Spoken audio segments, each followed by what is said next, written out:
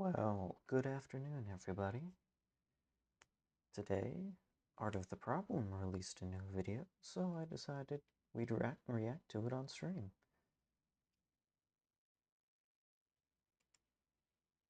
On August 26, 2017, a burst of signals from 3 billion light years away was detected.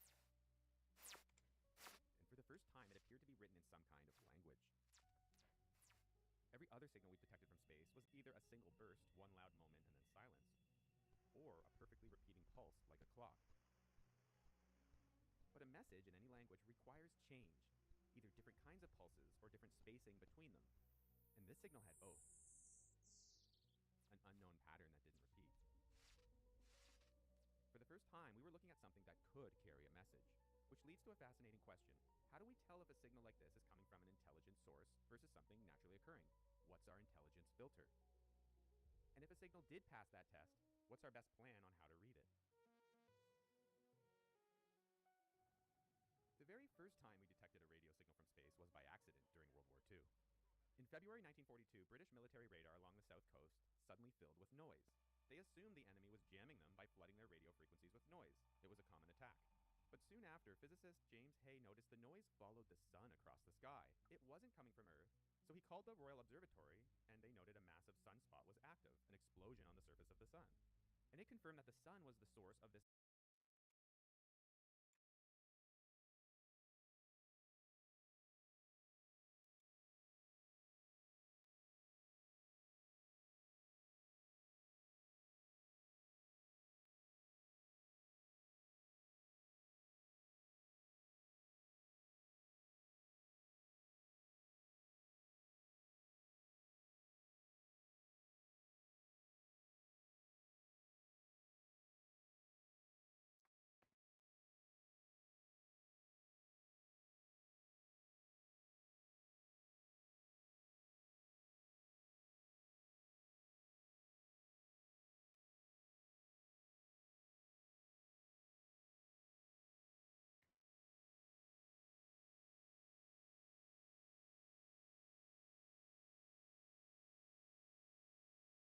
Hello, everybody. I wrote an article based on economics on a previous video from Art of the Problem, so I figured with his new recent release, we'd react to it on stream. Alrighty, let's see what we got. On August 26, 2017, a burst of signals from 3 billion light years away was detected. And for the first time, it appeared to be written in some kind of language. Every other signal we've detected from space was either a single burst, one loud moment, and then silence, or a perfectly repeating pulse like a clock. But a message in any language requires change, either different kinds of pulses or different spacing between them. And this signal had both, an unknown pattern that didn't repeat. For the first time, we were looking at something that could carry a message, which leads to a fascinating question. How do we tell if a signal like this is coming from an intelligent source versus something naturally occurring? What's our intelligence filter? And if a signal did pass that test, what's our best plan on how to read it?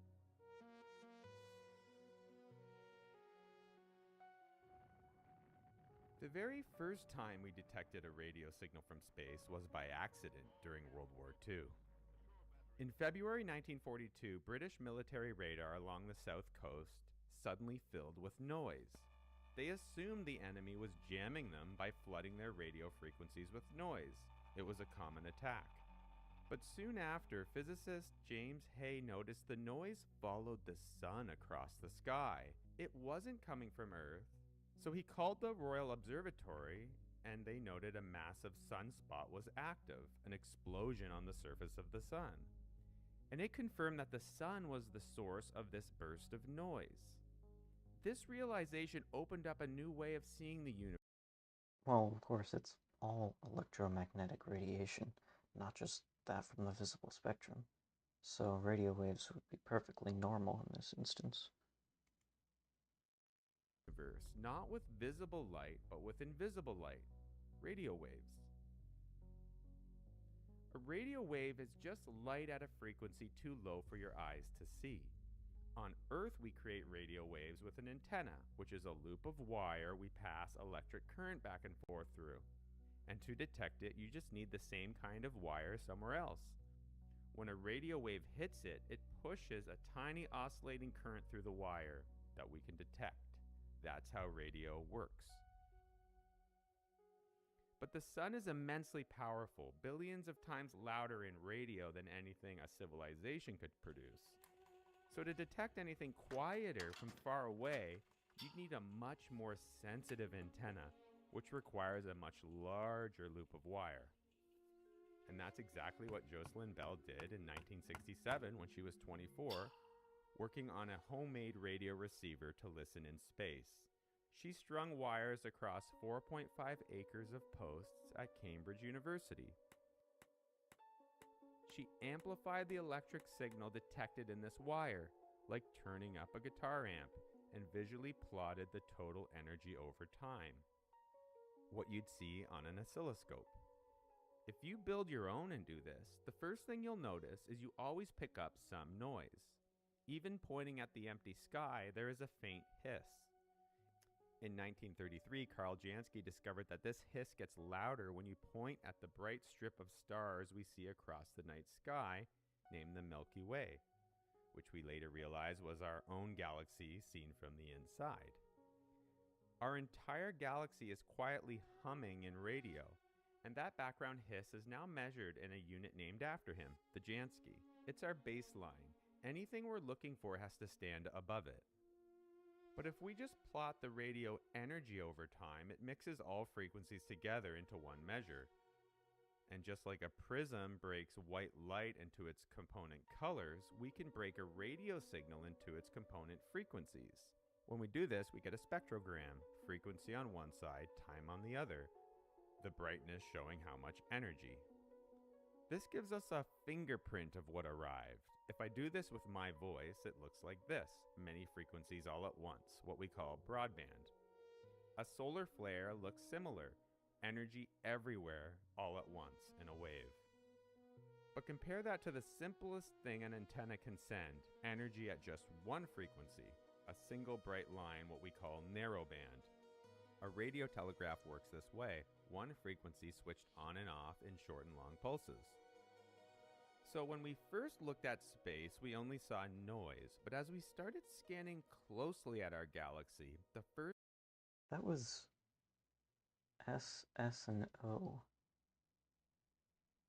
I believe, at the end there. It was definitely some S's and O's in Morse code, but... first narrowband signal we detected was in 1951. This smooth bump on the spectrogram at 1420 megahertz. This made sense because we knew hydrogen, the most common element in the universe, emits at this specific frequency, like a tiny tuning fork running at 420 megahertz. And so in 1959, Morrison and Cocchione published a paper that kicked off the search for extraterrestrial intelligence. What I would like to know is an answer to a very simple question. Are we alone as conscious beings in this entire buzzing 400 billion star? I guess it should be pointed out that that signal at 420 hertz, it's not necessarily limited to just radio. All the elements have their own spectrum on the entire wavelength. So X-rays will have their own emission spectra from atoms, microwaves, the entire spectrum. Even visible light has a spectrum, and different gases will produce that visible light when hit with specific amounts of energy. Our galaxy, one of 10 to the 10th other galaxies. And their argument was simple. Any civilization with radio astronomy would discover hydrogen's frequency early, and the region around it is the quietest part of the spectrum. So if you wanted to send a message someone might notice, this is where you'd put it. And that's why there was so much excitement on August 15th, 1977, when a narrowband signal hit at exactly 1420 megahertz and lasted for 72 seconds.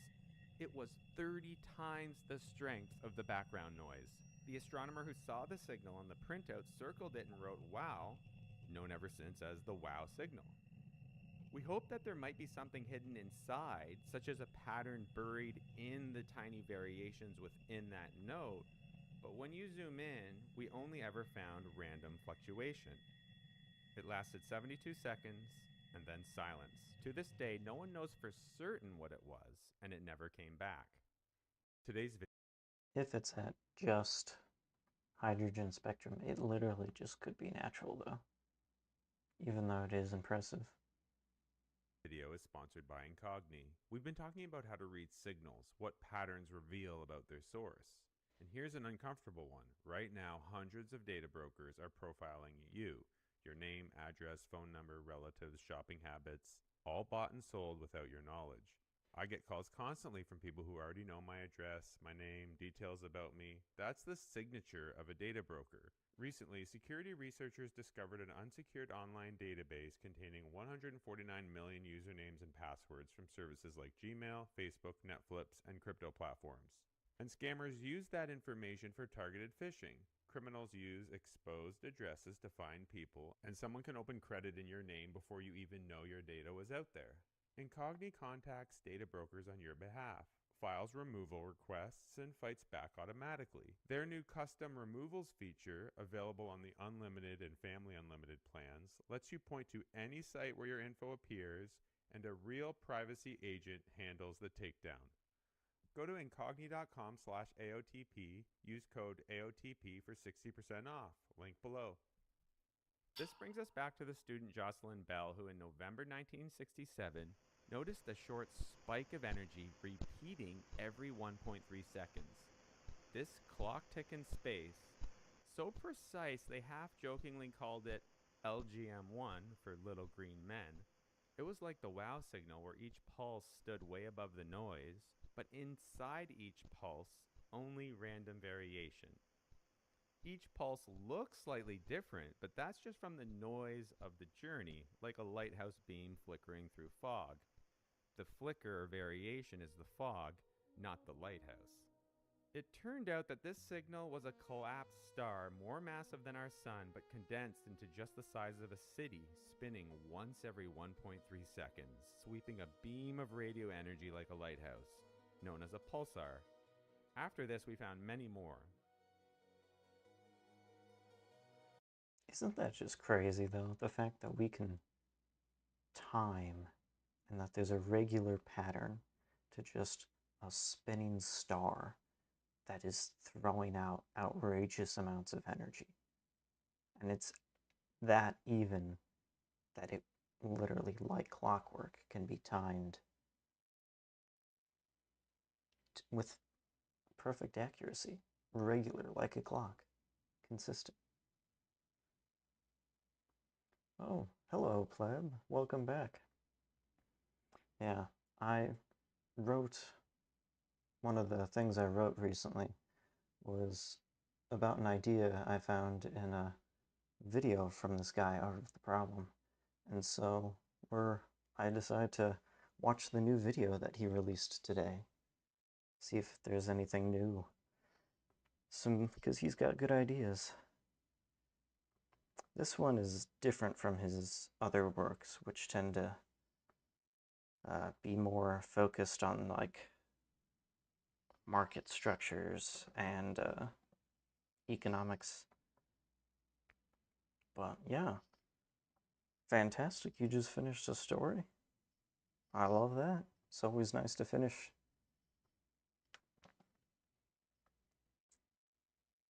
Yeah, I finished one a couple days ago too.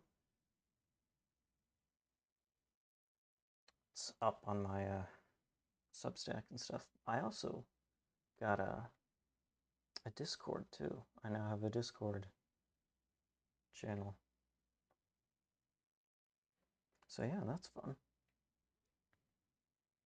Yeah, I guess what's happened so far in the video is that He's talking about radio signals that have been received from outer space, and that there was one radio signal which was found to have a very regular time signature, which was later discovered to be a spinning neutron star, which was constantly firing out pulses. Well, it had constant pulses coming out, but due to its spin, the pulses would come towards us at a regular interval. And so he did allude earlier to a potential other signal that will be received, but I assume that's coming up.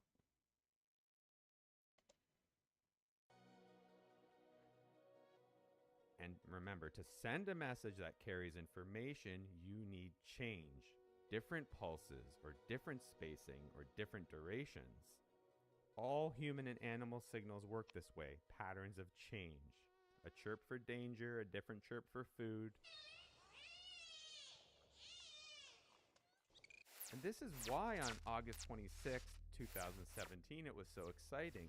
That signal also rose way above the noise. Hi, Nyla. How you doing? Yeah, I'm watching a video that is new from one of the people I wrote some idea. Well, I wrote an article maybe about a month ago from talking about ideas from a previous video that this guy Art of the Problem has created, but he published a new video, so I wanted to watch it so we could see some of the new things he was talking about. It's different from his usual subjects, but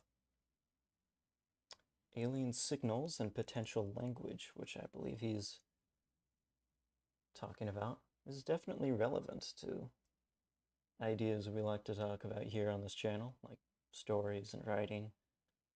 Language in general is important to always think about when writing.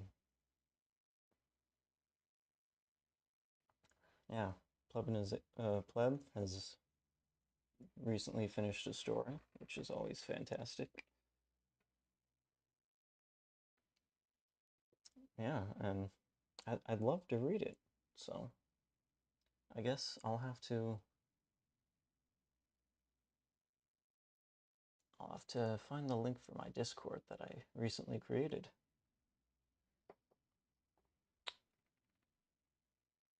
So, do you believe in the existence of aliens? No. I do not believe in the existence of aliens. There hasn't been any proof that I've seen that is worth it. There are always things like UFOs and all sorts of stuff, but in my personal opinion, I think there's more evidence for supernatural activity than there is for alien activity. But even from a mathematical standpoint, there's not likely to be life. It's just not necessarily a thing that could or really should happen. Especially when most people think of aliens, it's in regards to intelligent life. And I really don't think that any sort of intelligent life is possible. Well, beyond us, of course. But yeah, you don't believe in the idea of gray eyes, spaceship stuff. But if aliens were to exist, I think it'd be more along the lines of bacteria type stuff. Small, single-celled organisms that can reproduce and tend to feed on things that are simple compounds. I don't know if you've read the book Project Hail Mary or seen the movie that actually just came out recently, but I've read the book. I haven't seen the movie yet. But in that story, the alien life, well, there's two types of alien. There's a couple types of alien life, I should say. Not to be too spoilery, but the main intelligent life, what they call an astrophage, is essentially like a piece of bacteria or algae. It feeds on carbon dioxide and it absorbs energy directly from the sun. So in that sense, it's a very simple organism. And if alien life were to exist, it'd probably be from that sort of standpoint.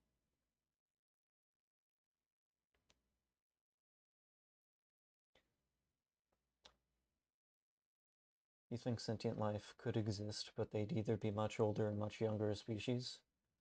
But yeah, it's rare. Yeah, it'd definitely be much more rare for an intelligent species to exist than a simple one. I mean, look here on Earth. There's only really one, or what you consider, intelligent species on the planet, and that's us. And there's thousands, hundreds, if you consider all the way down to species level classification from a taxonomic point of view, there's millions, tens of millions of species of insects alone. And so, given that, and the fact there's only one truly intelligent species on the planet, even if a planet was capable of supporting life, which there's not many of those compared to the vast number of planets. And then you'd have to take into account intelligent life. I just don't really think it's a feasible thing.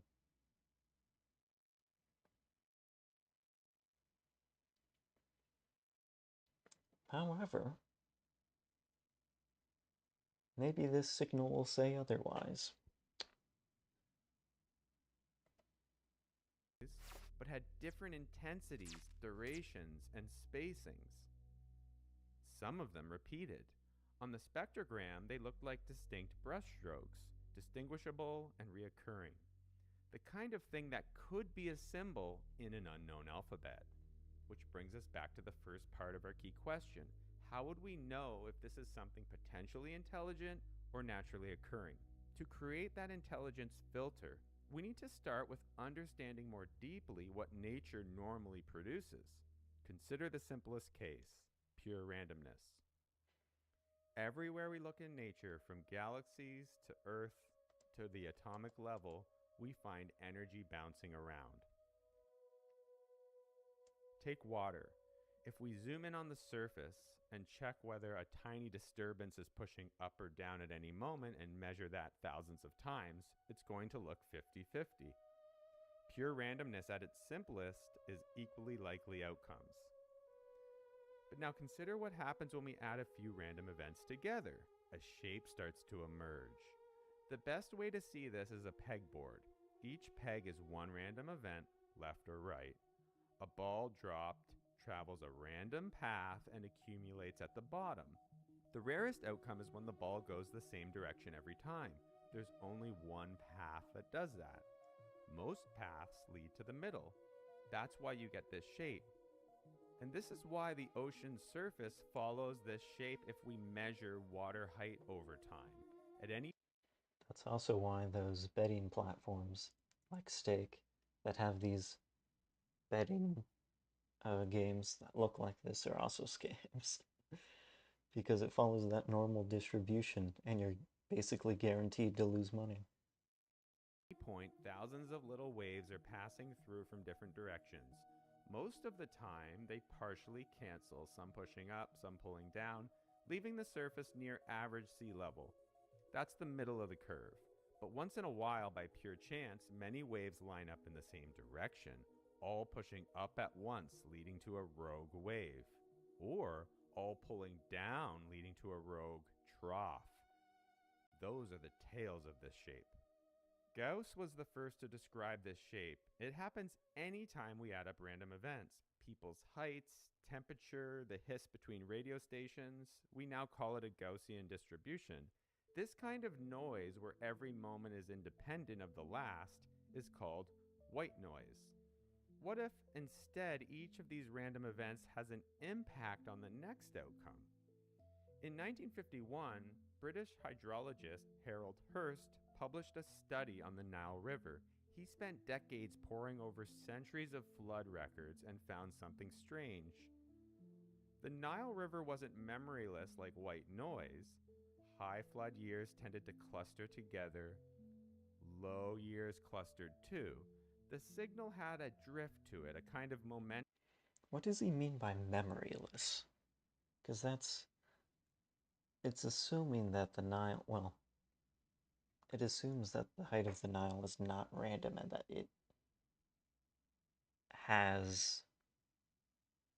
it's either a reference to the Nile having memory, in which you could say potentially changes in kind of like a neuroplasticity way. If the Nile changes the land around it, then it has a memory of the land and then will flow in a new direction. That thinking while learning. There we go.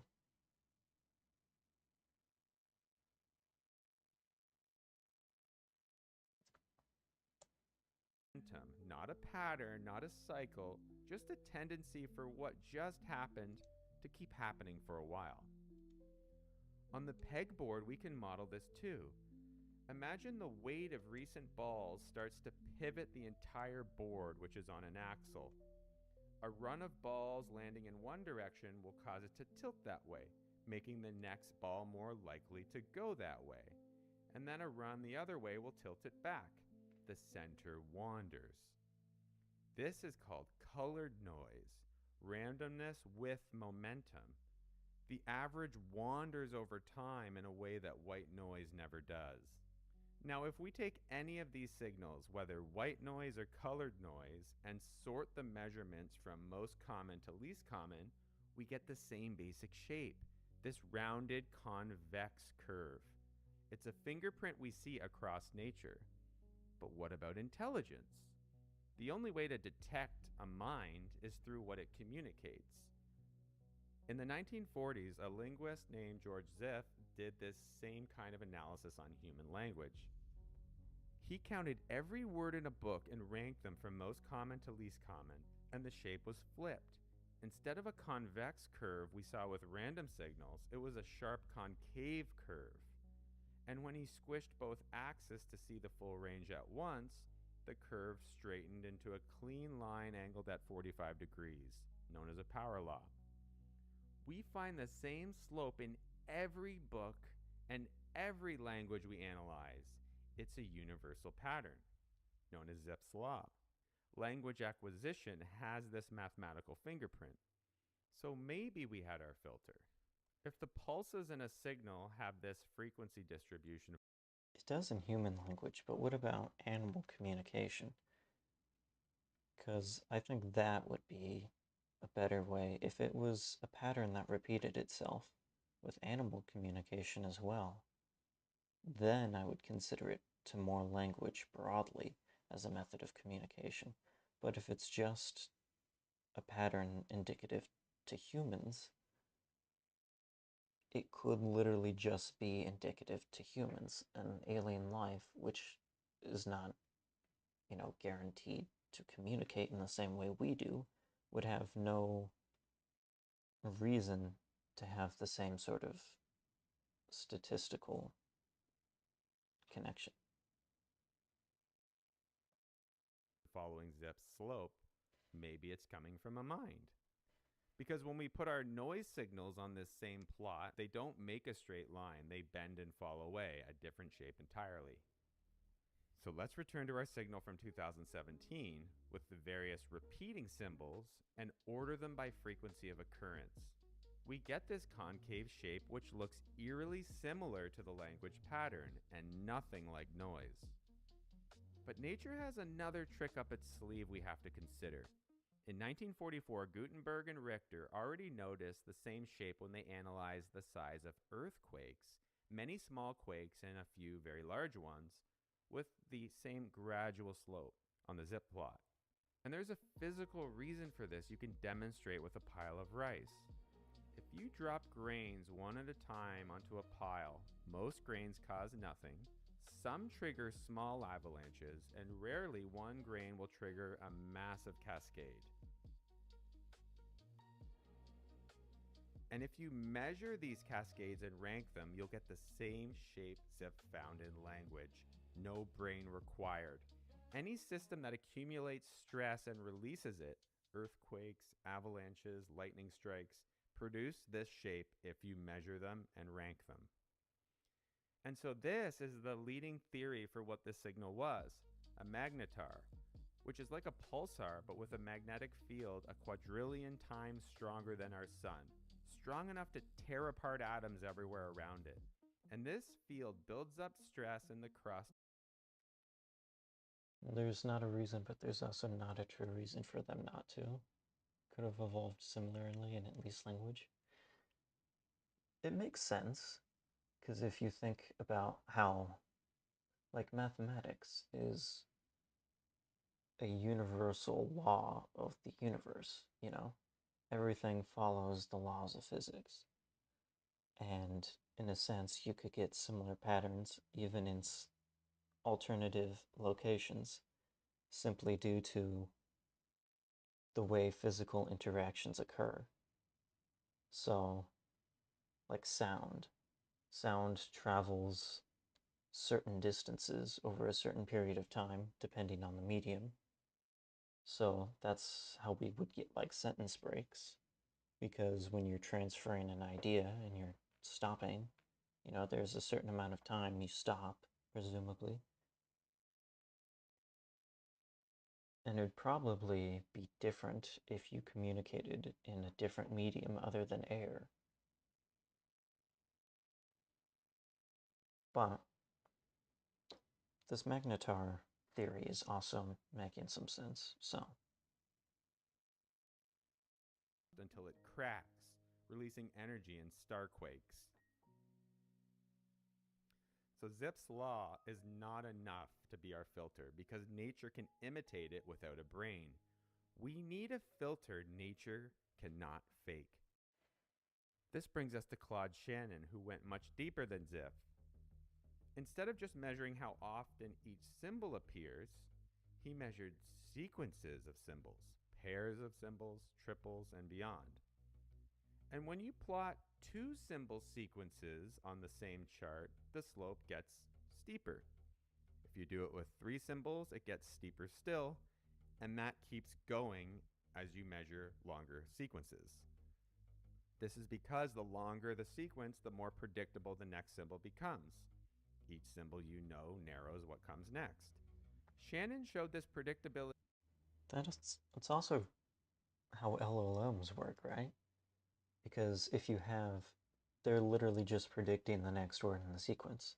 So the more information they have at the start, like the more information you put into them when you're asking a question, the better the answer they can give you, because the words they are able to predict come in an easier sequence with more connections. Keeps growing the deeper you look, regardless of what language it is. And he created a measure of this called entropy, which is the number of yes-no questions you'd need to guess the next symbol. It's a measure of surprise. And the key insight is how entropy changes as you look deeper into a signal. This leads to the filter for intelligence we use today, proposed by Lawrence Doyle at the SETI Institute.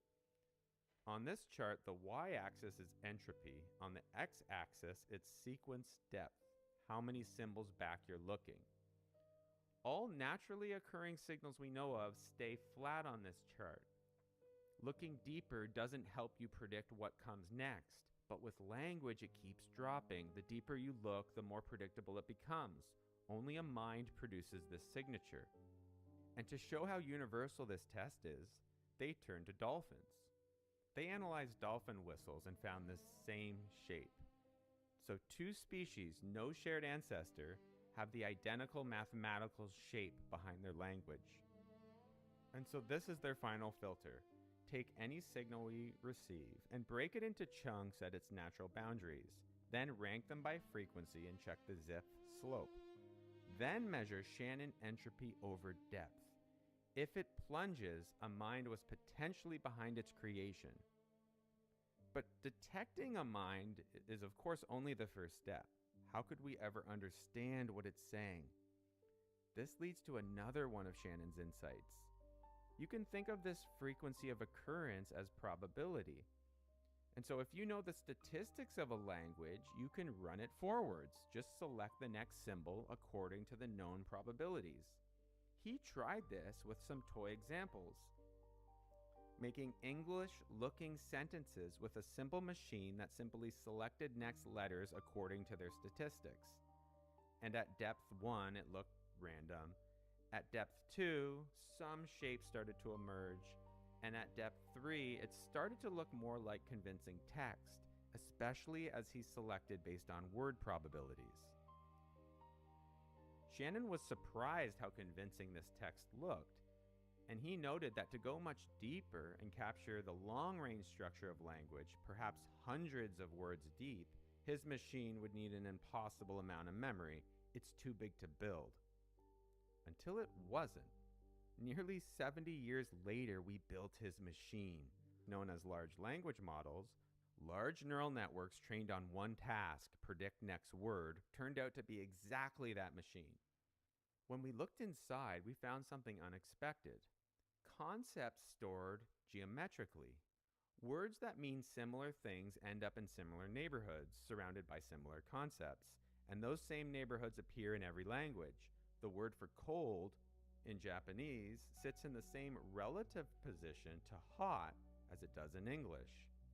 The shape is universal, which is why these machines can translate, not by looking words up, but by rotating until the conceptual shapes align. Researchers are now using these networks by pointing them at signals we've never decoded. For example, MIT. In other words, they're not really thinking. They're just more using a big math problem to predict what happens next. And the fact that people are so predictable means that the things LLMs produce are predictable, in a sense.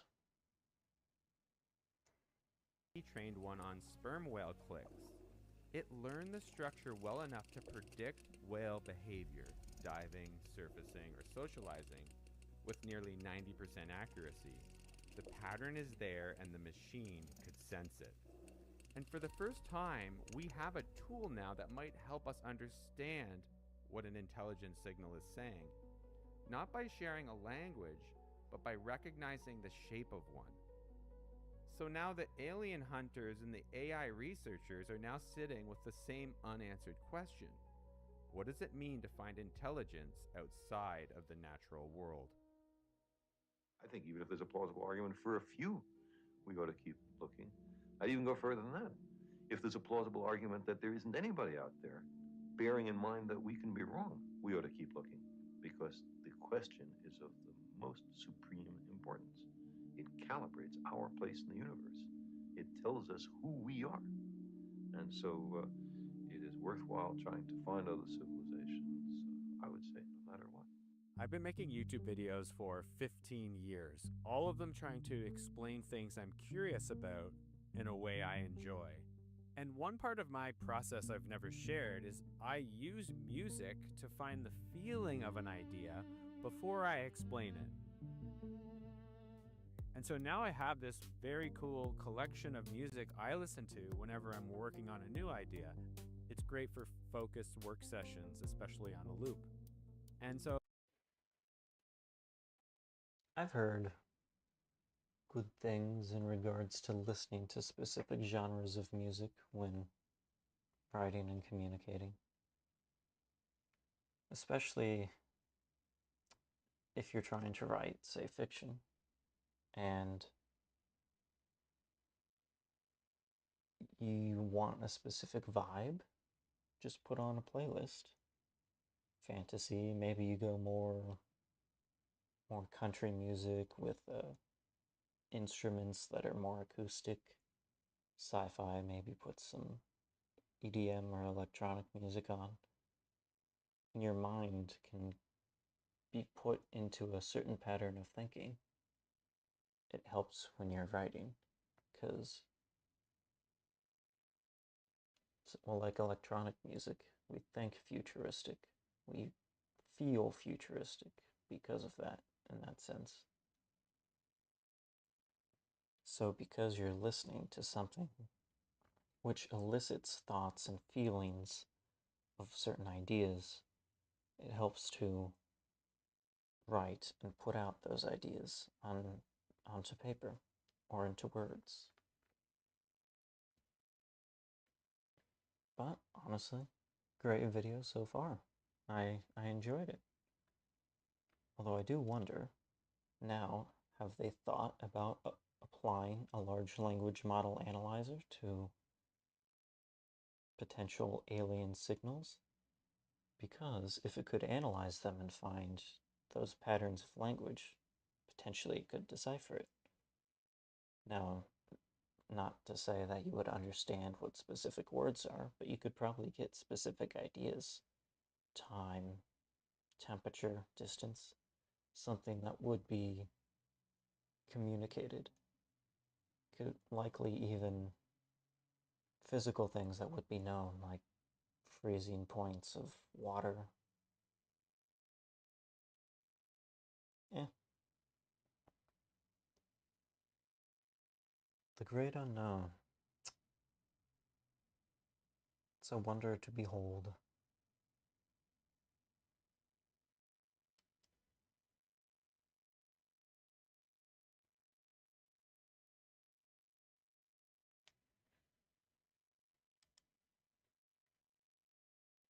All right.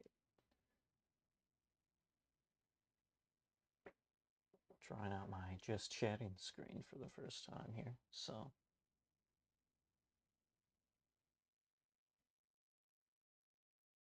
You agree? Oh, that's fun. Alrighty. I don't know. Would you like me to read your story? Or should we just start writing? Oh, 6 pages.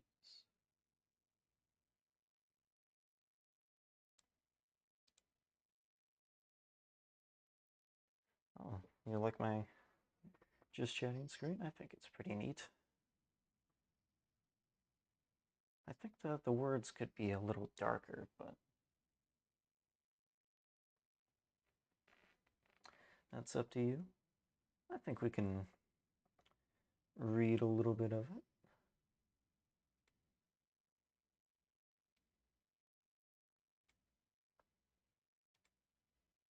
It's another good part of the just chatting screen is that I can move things around and I'm still just streaming and chatting.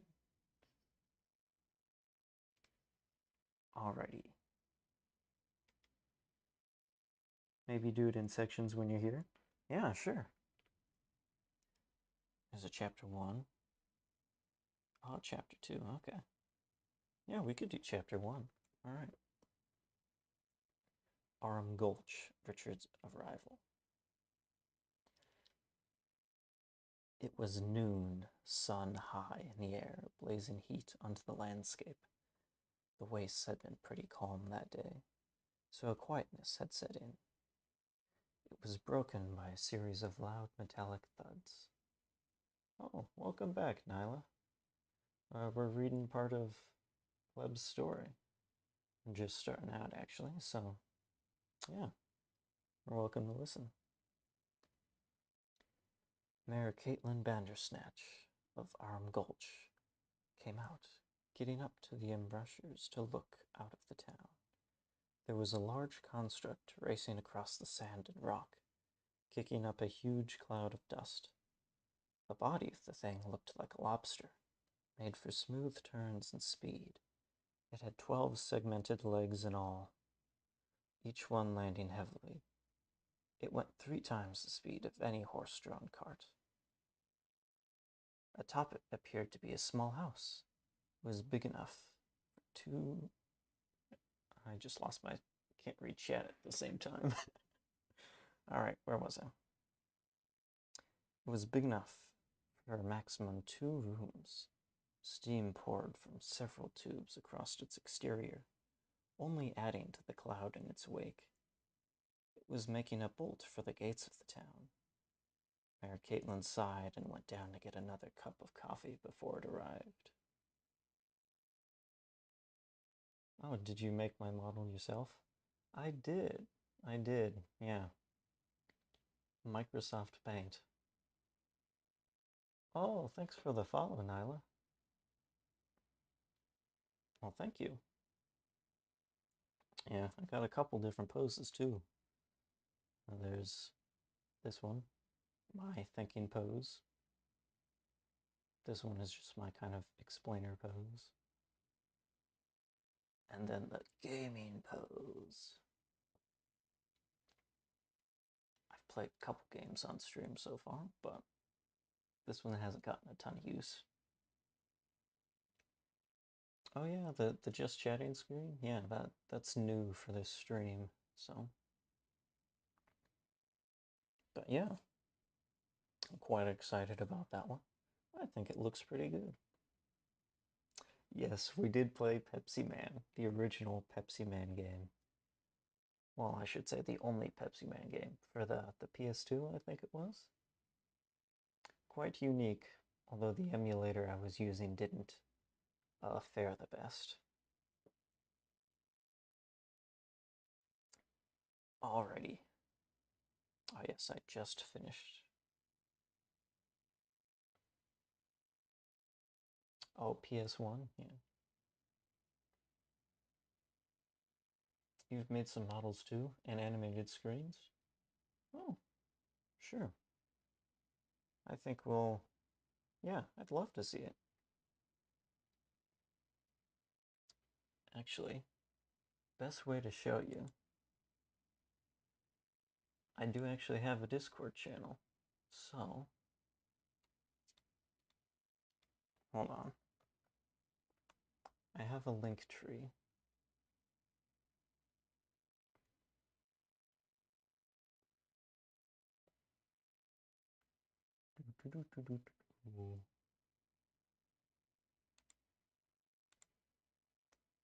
Copy link. Paste. Alright. Yeah. That should show you all my stuff. Got my Substack where I publish some stuff. The Discord link, which should work. I don't know, I've never tried it before. We'll have to see.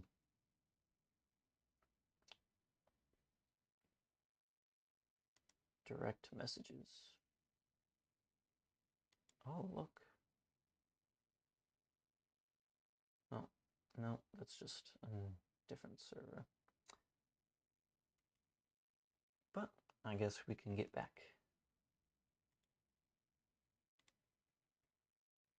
And where was I? The large transport stopped suddenly just in front of the gates, skidding hard. Mayor Caitlin stood there, along with her assistant, Nick Scorpio. 2 flaps open on the side of the house part, and a pair of bulky and humanoid constructs popped out. They had gears all over them, and compartments on their chests glowed faintly with fey magic.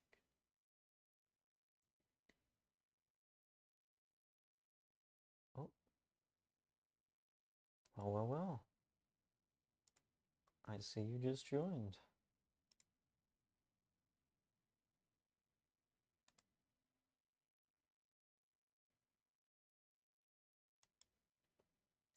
Hello. Alright.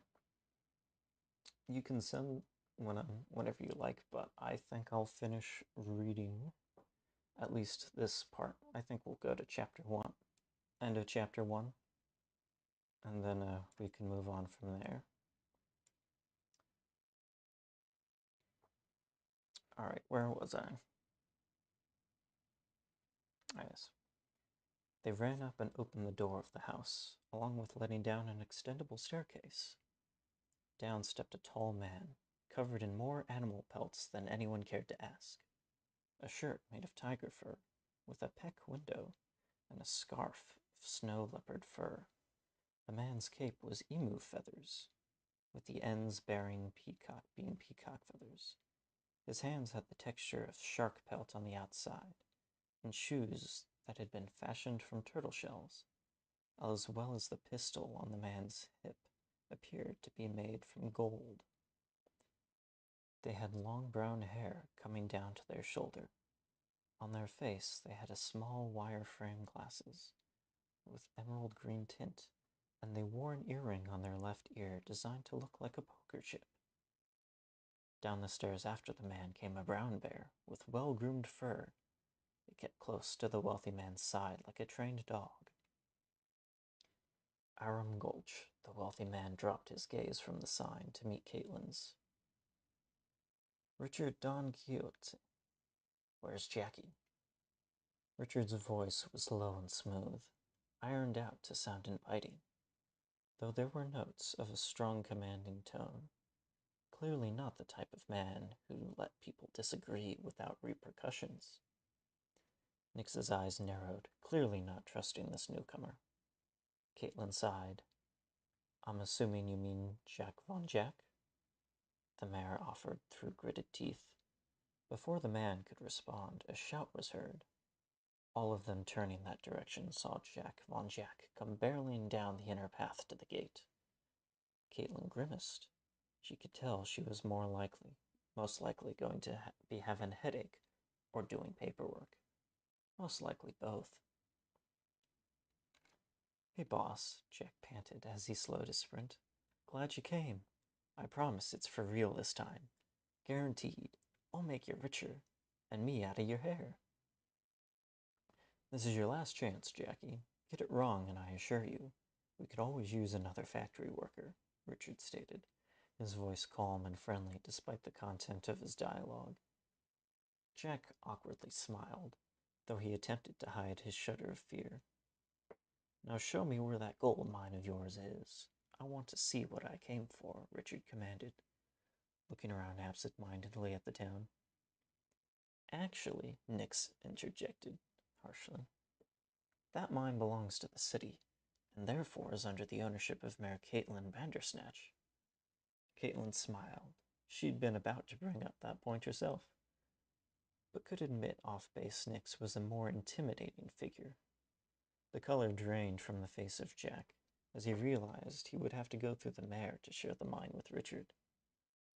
Well, hold on now, Jack stuttered, his voice making it clear he was grasping at straws. That new bit of the mine my boys discovered wasn't on the mine's land plot. You ain't got no jurisdiction on it. Yes, but if you wanted to bring mining equipment in there, you gotta go through the main mine shaft. I've permitted your group to use the main way, but I have no intentions of letting your partner and his robots utilize it, Caitlin replied, her tone cold and fixed. The air held a tensity, stronger than any knife could cut. Richard sighed loudly, cleaning his red-tinted glasses on his shirt absent-mindedly. Well, I'm sure you wouldn't mind me taking a gander down under. See if we can work something out, the rich man suggested charismatically, his voice somehow extremely unthreatening and at the same time incredibly sinister. Caitlin glanced over at Nix, who waved her hand over her neck, warning the mayor not to make any sort of agreement on it. The mayor looks back at Richard. You may explore the mine, but do not touch anything, and we will not be making a deal. Of course, wouldn't dream of it, Richard chuckled, flashing a smile with a full set of golden teeth. Loose mining equipment had been left laid against the walls or crates. Jack fiddled nervously with his tassels. Making their way down near the end of the mine, there was a split-off, marked by a sign that was simply labeled Jack was here. Jackie, please tell me that this misspelling was intentional. Misspelling? What are you talking about, Mr. Dungiotti?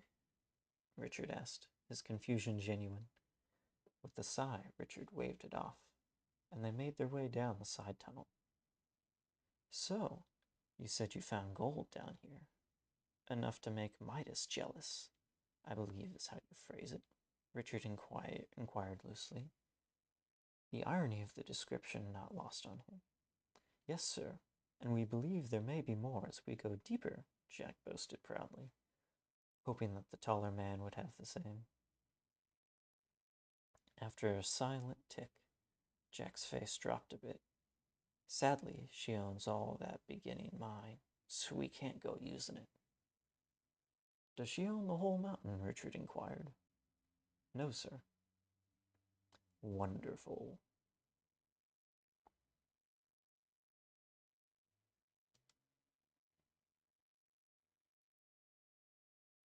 Well, Chapter 1, quite intriguing. I'm liking it.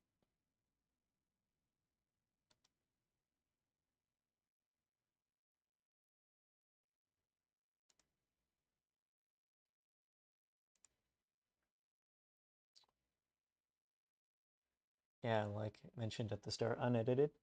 Yeah, I did see a couple of those, but yeah, that's not too much of a worry. It reads pretty well. So,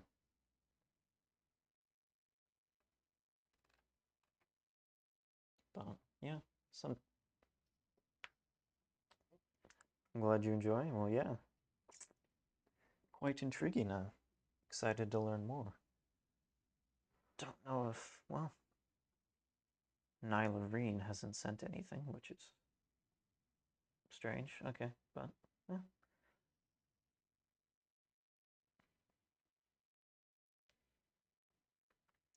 I was gonna move on to that, but well, there really isn't anything there, so I guess Chapter 2. Here we go. Coming back to the mayoral office, Aram Gulch's sheriff, Sheriff Tulsa Vasquez, had forgotten her axe. Making her way inside, she noticed the door had been left unlocked. This wasn't right. Mayor Caitlin was way too meticulous for this, and Nix always had a point of always at least triple checking locks. Tulsa had seen it before. Pushing her way in, she acted normal. Tulsa wasn't going to go in guns blazing, but she wanted whoever was there to know she was too. The movement on the upper floor didn't quite hesitate, but it did slow. Whoever was there was attempting to be silent. Slowly, Tulsa stalked up the stairs, slowly and quietly loading a sawed-off shotgun. Kicking open the door to the mayor's room, she saw a figure, taller than anyone would have sanctioned to be here. Tulsa blindly fired 2 shots into the room. The silhouette dashed just out of the spread and dashed forward. She felt a sharp strike to her head and a foot to her chest. Tulsa was on the ground, and before she could do anything, the figure had dived off the stairs. By the split second she jumped up, the thing was gone. Before the sun could arise, the loud thumps of the vehicle Richard had arrived in could be heard trailing away from the village. It woke up a few residents, but wasn't enough to raise the whole town. At around 12:30, Caitlin was preparing herself a healthy lunch when Tulsa knocked, coming in quickly. Miss Caitlin, you gotta see this. We got a situation at the mine. It's that Richard Don Quixote fucker, she explained speedily. Caitlin didn't hesitate, trusting her sheriff that this was indeed serious. Getting off the wagon to cross their way to the mountain mine, they headed off. Upon arrival, the loud sound of grinding heavy machinery and a cloud of steam filled the air. Sitting to the side on a porch chair, his bear curled up next to him like a house cat, was Richard, who was drinking from a mug, reading The Art of War by Sun Tzu, his red lens glasses low on his nose. Oi, Richard, Tulsa shouted up at him. Miss Bandersnatch is here. Get your prissy ass off that chair and get down here, you jackass. With a sigh, Richard closed his book with a snap, tapping his bear's nose, informing it to stay, as he strolled down at a leisurely pace to the duo.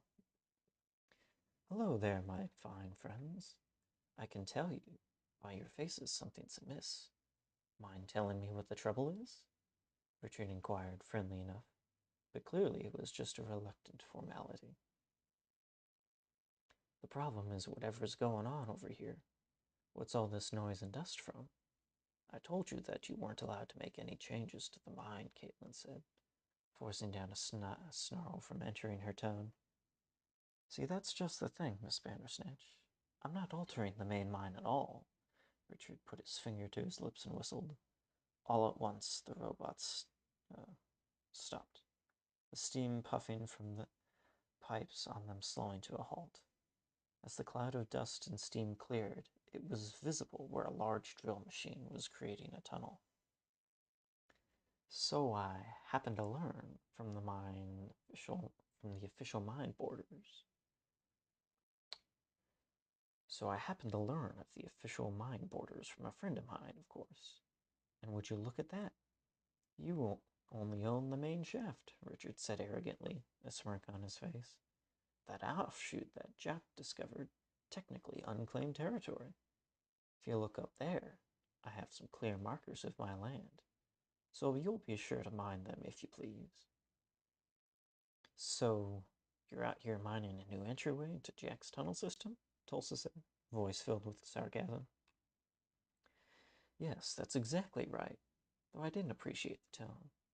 "Well, don't matter much. You can't do anything much to stop me." The rich man whistled again, and the excavation continued, dust clouds once again filling the air. Caitlin opened her mouth to speak, then stopped as Richard walked away. "Tulsa, find out who Richard's friend is and dig into whatever you can find on him. The closer we can see to getting him out, the better," she finally continued. Tulsa nodded as they made their way into the wagon to return home. It was late that night when Richard made his way back to town and was meandering around. His bear wasn't with him at the moment, but he was confident nobody here could take him down. Making his way down the streets, he noticed a particularly large building, a church of sorts. Richard had never been a very religious person. Morals get in the way of business was one of the earliest lessons he learned in life. However, he was curious to learn more information about Aram Gulch, just so he could exploit it more. Making his way inside, Richard beheld the large room. Pews in rows along the sides and intricate windows lining the walls. "Top of the morning to ya, or I suppose night by now," came a voice from the front stand, chuckling at its joke. It came from Rabbit Church Henry O'Shaughnessy, who stood at the front. "Haven't seen you here around before. Can I ask your name there, bud?" Rabbit asked. "Hey, I gotta go. Love to hear more about it next stream." "Yeah, sure. Yeah, I'll can always finish reading when next stream when you come back. I'd love to finish it. I'd love to do it." Alrighty. Just met the rabbi, or the rabbit preacher. Have a good day, pleb.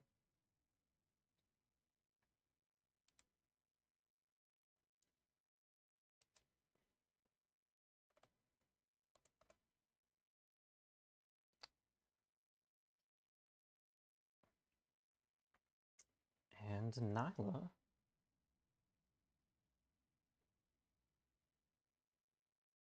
I don't know if you're here in the audience. Maybe I should. Oh, I guess it does have a kind of fade.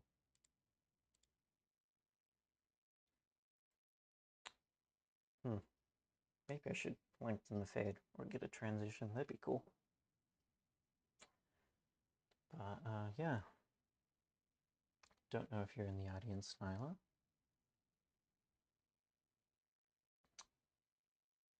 But yeah, I'd love to see some VTubers and animated screens.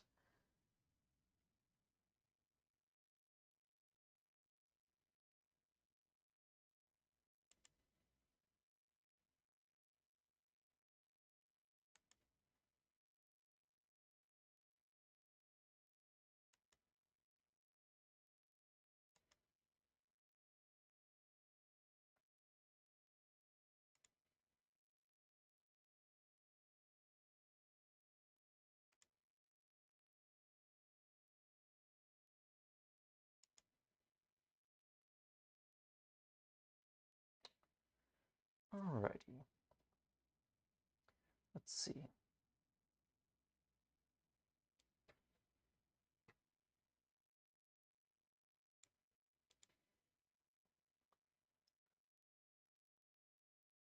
Um,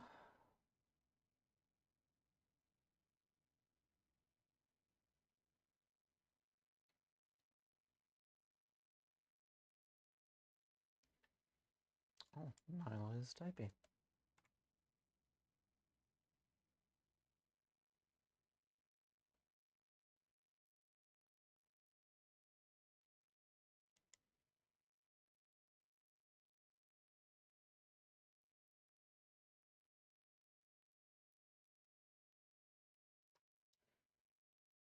Alrighty. Let me move this to a sort of main screen.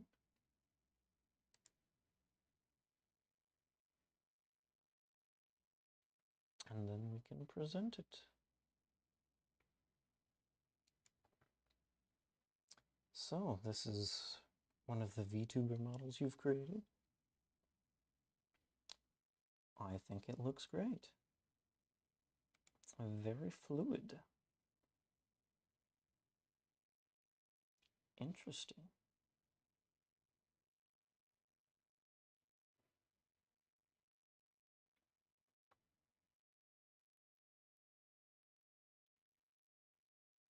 I'm just a PNG tuber right now, but I'd say that's mainly because I'm not against upgrading my models sometime in the future, but I don't think my computer would be able to handle it right now.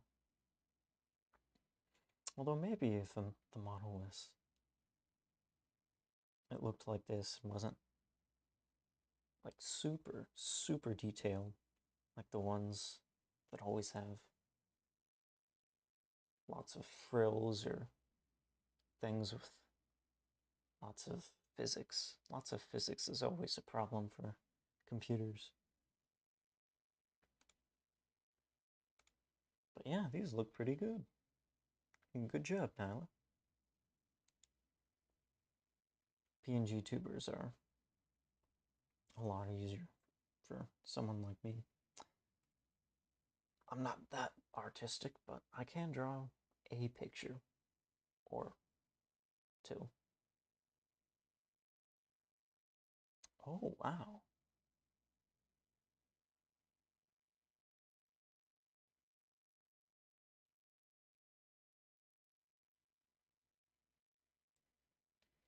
That's a really nice Be Right Back screen. I currently only have this. Kind of a fun pun, but pretty simple.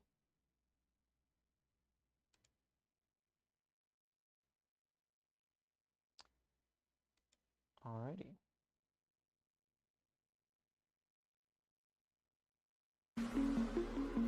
This one's got audio.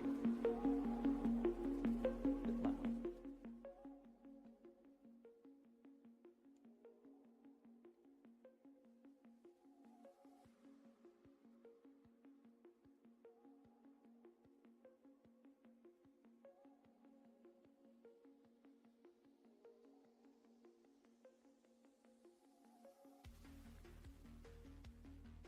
Ooh.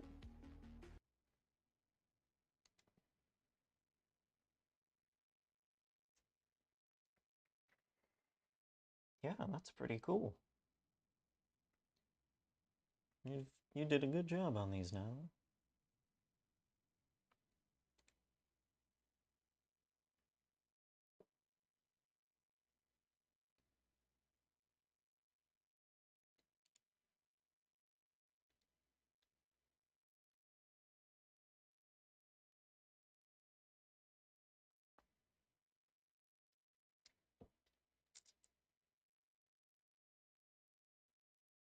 Oh, there's a link here too.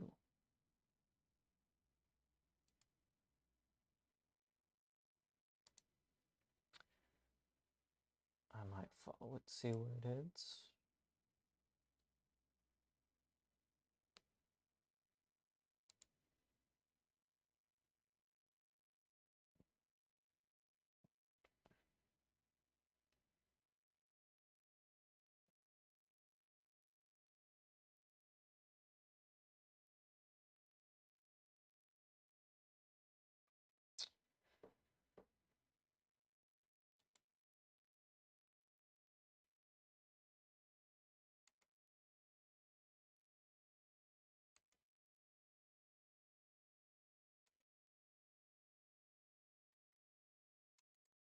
You'll probably have to give me a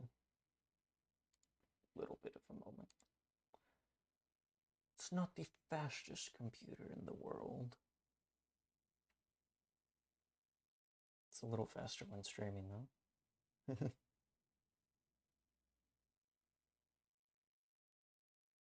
Oh, well, I should say it's a little bit slower when streaming.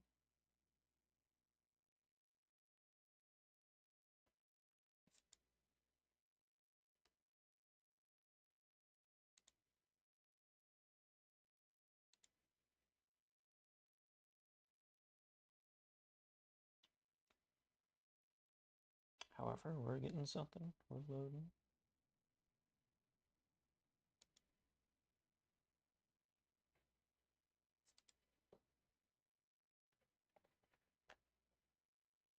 Maybe we're not loading. Well, the rest of the stuff in that you've posted here, bring back to scene. Yeah, the rest of this stuff looks really nice. I like it. You've done a good job, Nyla.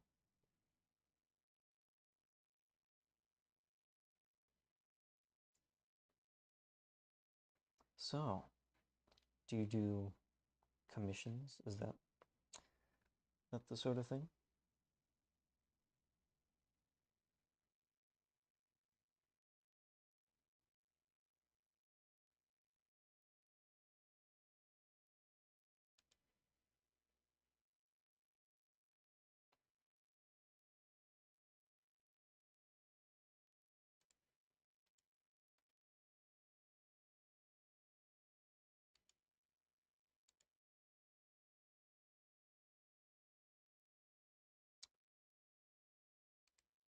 Anyway, I was.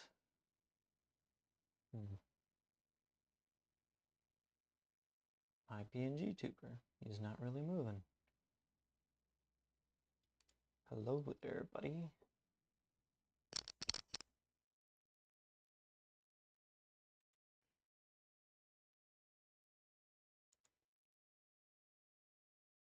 Uh-oh.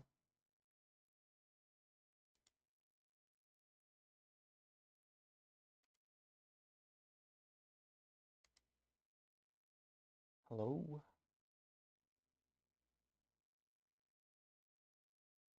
Oh no, I'm not muted, am I? I'm not.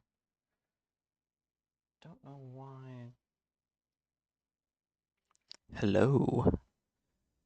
Sorry if that was a bit loud, but for some reason, my guy does not seem to want to move. Huh. Very strange.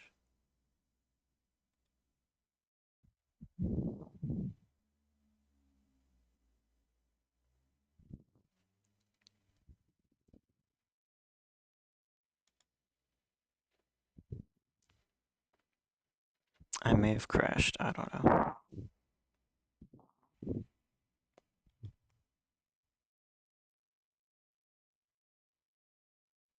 Oh boy. This isn't looking too good.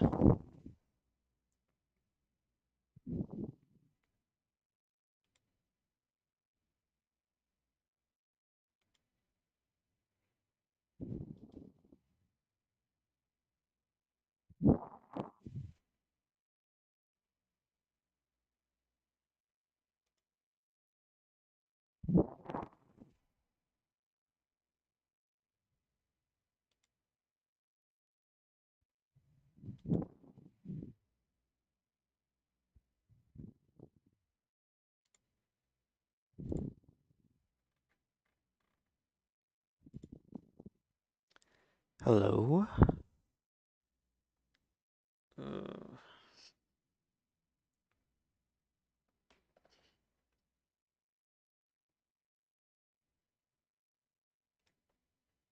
see. Oh, I can't change scenes. I'm just not talking.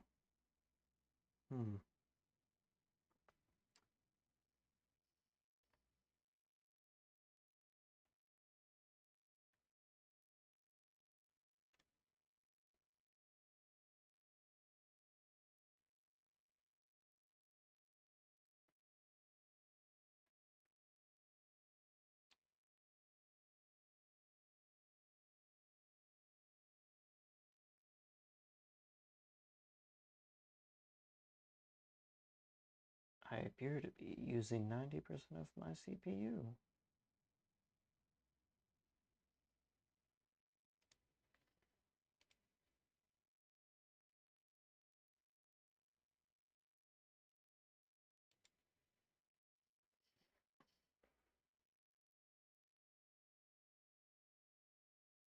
I should know better than to click on links.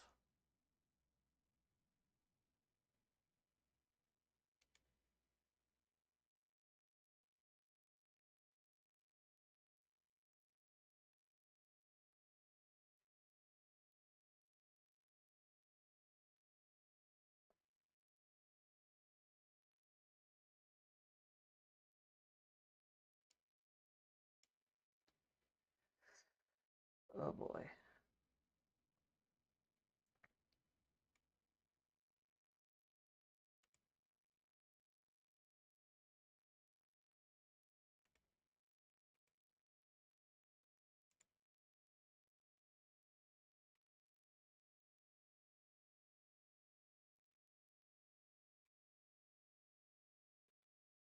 I'm not quite sure how to say this, but this does not look very good.